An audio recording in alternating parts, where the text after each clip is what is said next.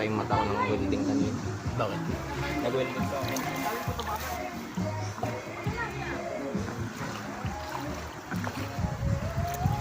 Dito nga dito. Padala natin sa ano to.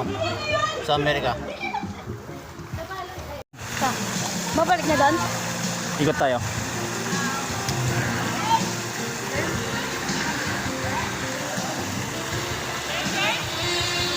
Saan tayo punta?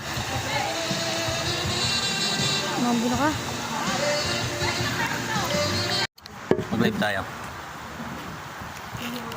Hey guys. Yung readingin.